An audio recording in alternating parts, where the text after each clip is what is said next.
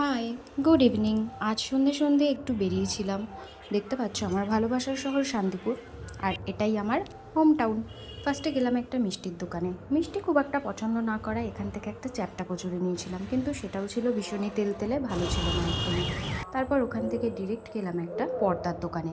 এখানে এসে দেখলাম কালেকশনসগুলো কিন্তু বেশ ভালো ছিল, আর নিজেদের পছন্দ মতো কিছু থাকলে সেটাও ওরা কিন্তু আনিয়ে দিত, যদি ওখানে না পাওয়া যায় সেটা। আর কালারগুলো বেশ ভালোই ছিল, রুমের সাথে অ্যাডজাস্ট করে যে কেউ এসে নিতেই পারে। আমার কিন্তু বেশ ভালোই লাগলো। আর সবগুলোর মধ্যে এটা যেন একটু বেশি ভালো লাগলো, এটা বেশ ক্লাসিক লুক লাগছিল দেখতে।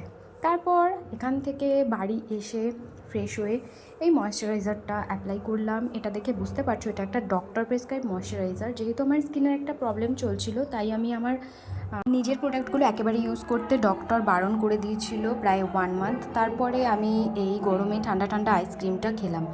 আমাদের এরিয়াতে কিন্তু পাশে কীর্তন হচ্ছে, সেই আওয়াজটা হয়তো আমার ভয়েসের পাশে শুনতে পাচ্ছ হালকা। তারপর ডিনারে আমার ফেভারিট মাছের তেল ছিল ঝাল ঝাল, যেটা হলে আমার কিছু আর লাগেই না। তারপর ছিল এই সিম্পল ডালটা, আর সব শেষে ছিল চাটনি। তারপর বোনের এই সারপ্রাইজ গিফটটা কিন্তু তোমাদের সঙ্গে আমি অন্য একদিন শেয়ার করবো যে আমাকে কী দিয়েছে। আর সব শেষে শুতে যাওয়ার আগে ভাবলাম এটা গোছাই, বাট সেটা হলোই না।